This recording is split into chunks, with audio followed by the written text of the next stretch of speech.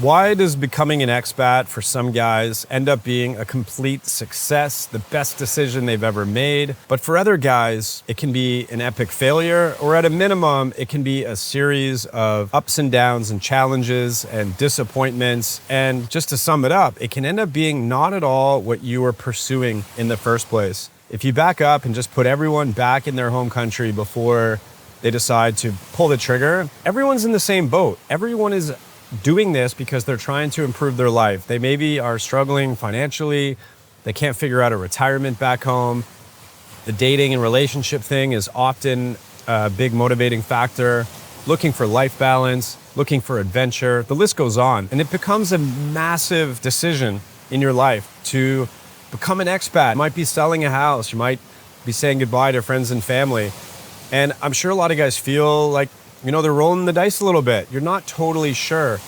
You're watching YouTube videos. Like, you're literally making this massive decision on your life by watching YouTube videos and basing it on how you feel. You know you need some change in your life. And it can be exciting, right? Watching videos about other guys living overseas, having the time of their life. You can start to formulate something in your mind of what it's going to be like. It's going to fix this problem and that problem. I'm going to take on new things in my life that I've been wanting to do, or maybe things that I don't even know yet. It's exciting, and it can be scary as well. This video, I just want to sort of break down why it can be such a success for some, why it can be a struggle for others, and talk a little bit of the nuance of things, of what it's really like over here, because it is such a big decision, guys. All right, before I get into it, I just want to give a shout out to the partners for this video. A lot of making things happen over here, making things work over here. Sometimes it's going to be figuring out the right visa to get. You might be looking to get a retirement visa to make your life easier over here. Or for a lot of you, it's about covering your butt and getting some really high quality health insurance while you're over here to not have any disasters happen. There's links in the description and in the pinned comment. Check it out. These are companies that I know personally. I know a ton of other expats that have worked with them on all of these things with incredible feedback, and I feel very comfortable recommending them to you. You can always inquire, ask some questions, and see if any of that will help you out. All right, let's get to it. First thing I want to talk about, guys, it's a biggie, and it's your expectations. What are you actually expecting when you come over here? What are you expecting everything to look like? What are you expecting to happen to you when you come here? How much do you think that coming to the Philippines is just going to automatically change some of the aspects of your life that you're hoping to have changed? Do you have high expectations for, meeting someone right away, or finding some young, beautiful Filipina? Do you have that in your head? Are you expecting paradise? Are you expecting nothing but, beautiful beaches? Or are you expecting to find a place to live that can just check all these boxes of living near the beach, in a nice, comfortable condo, access to restaurants? If you're expecting too many things to come together, you're going to set yourself up for disappointment, because as much as the Philippines has all of that, it doesn't all come together quickly or easily. And some of it just doesn't come together the way that you might have imagined in your head, what you're expecting, especially when it comes to like finding a place to live, where you're going to end up living here in the Philippines. Each place around the Philippines has some great stuff and a whole bunch of things that you're gonna have to learn how to adapt to. Guys, I love it here. I love the Philippines, but I'll admit right away, when I talk to guys or people that have never been here before and they're planning on coming, I always try to make sure they know what they're getting themselves into. This might not be the paradise that you are thinking about. You're coming to a developing country. You're gonna be living on a discount. You might be pulling your hair out at times with some of the things that are over here that you're just simply not used to back home. If you're painting a picture already in your head on how things are going to go, you're kind of setting yourself up for disappointment. I really believe that. And the guys that come here with a very open mind, guys that are just very adaptable, they do way better here. All right, next thing, this is a biggie, guys, and it's all about knowing yourself. The more you know yourself, the more you know what makes you tick, what fuels you, which gives you energy, things you don't have tolerance for or patience for. It's going to help you navigate all of this. It's going to help you make some decisions. It's going to help you avoid putting yourself in situations that are just going to make things more challenging for you. What home base is going to be better for you, how you manage the first few weeks or first few months or a discovery trip. Take, for example, the guy that came here is the guy that I was just told about from a friend of mine. It was his friend that finally came over here, didn't want to come, was afraid to pull the trigger, but he had the buddy here. Well, he finally came. Not Mr. Adventure Guy, not Mr. Travel Guy, but he got picked up at the airport. He walked into having a friend with a circle of friends. He got introduced to everybody.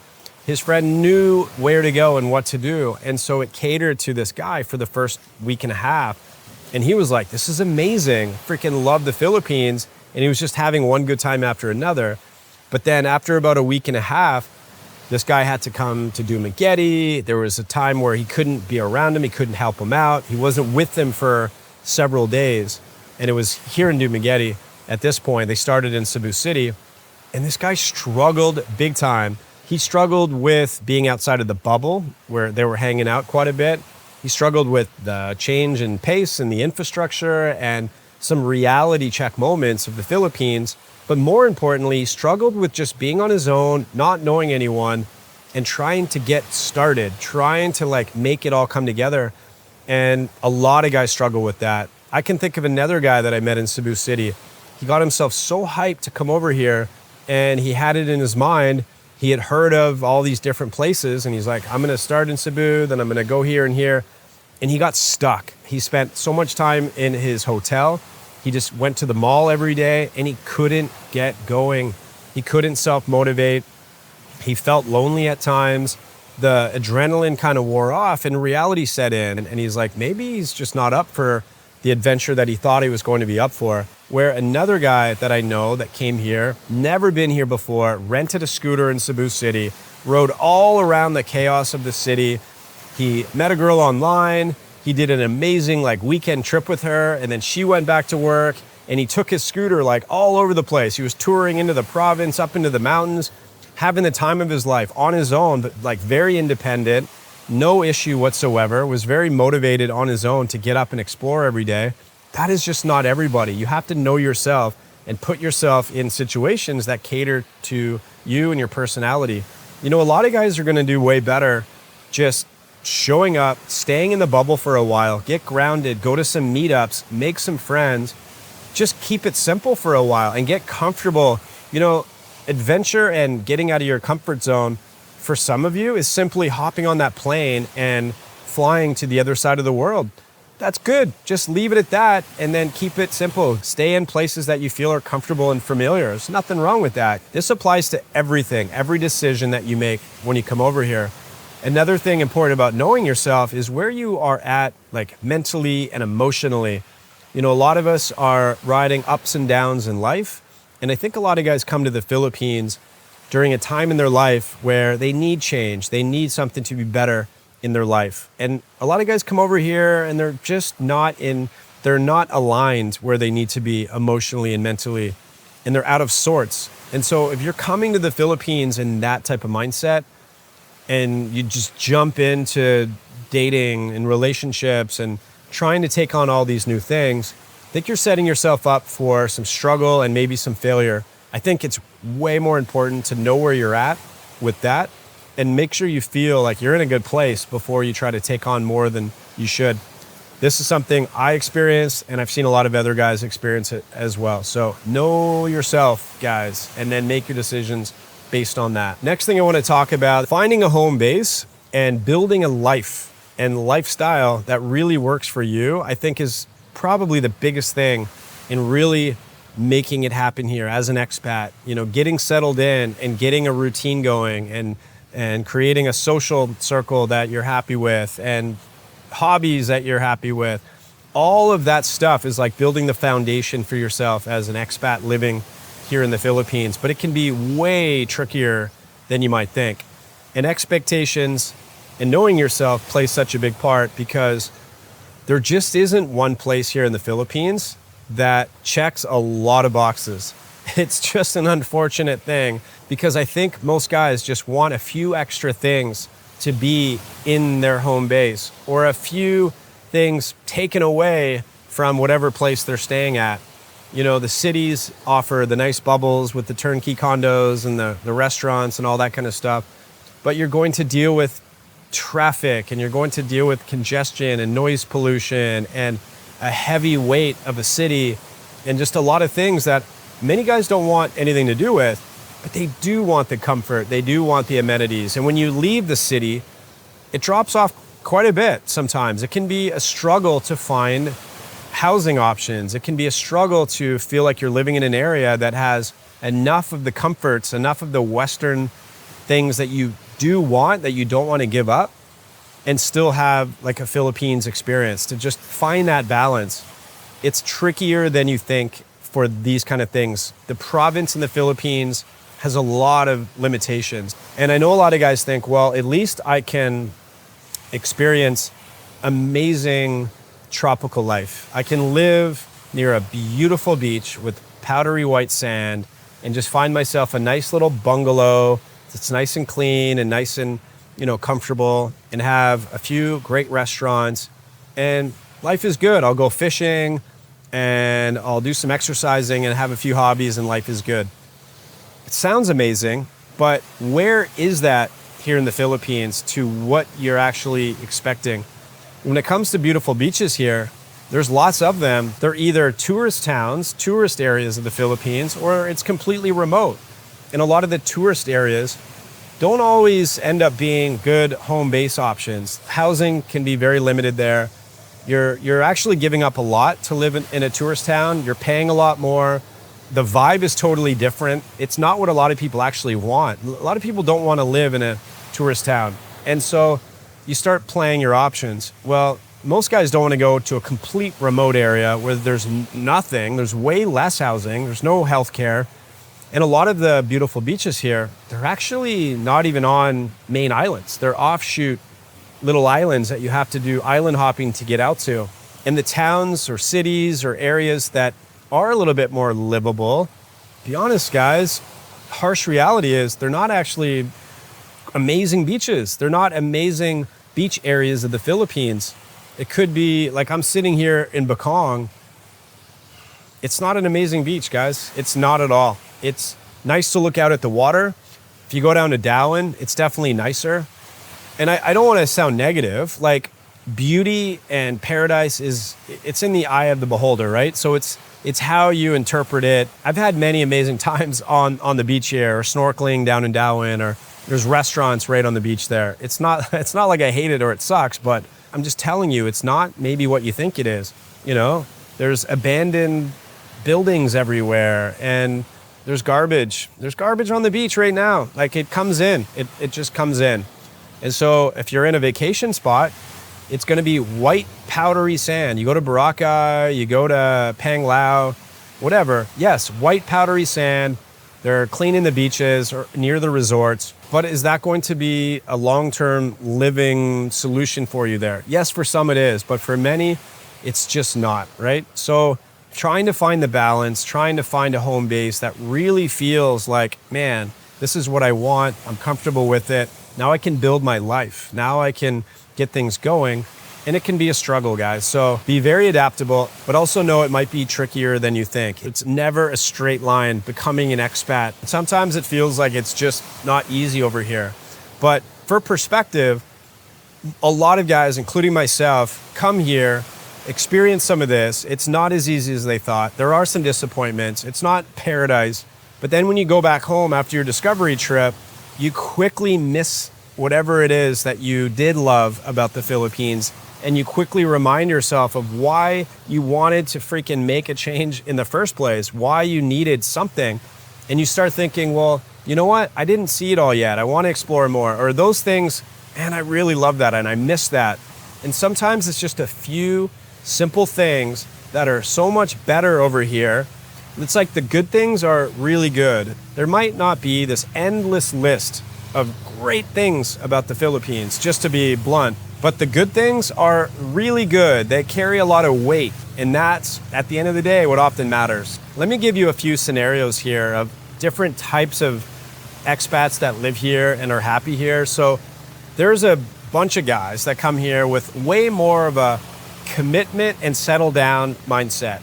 And a lot of these guys are at retirement age. They move forward with getting a SRRV retirement visa. It locks themselves into a permanent status here in the Philippines. They focus on meeting someone to marry and settle down, and they achieve that.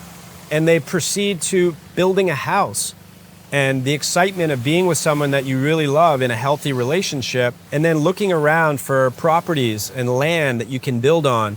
And now you're building a house that is customized to what you love, that you're comfortable with. And it's your house that you built and you bought with your wife, and your status is permanent here.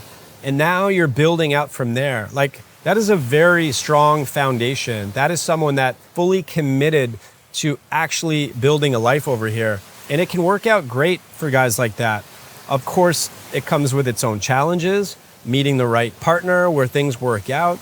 The more layers you add to your life, building a home comes with a lot of complications, and it doesn't always go smoothly. The more things you try to add to your life here in a country like the Philippines, it can complicate life pretty quickly, as you can imagine. But I think you get what I'm saying. That type of mindset is all about building a life here, where other guys like myself are coming here, and maybe it starts out with like just dipping your toe in and just really seeing if it's something that you're going to like. And you have a mindset of, well, I'm open-minded. I will just see how it goes. And I know there's other countries to consider.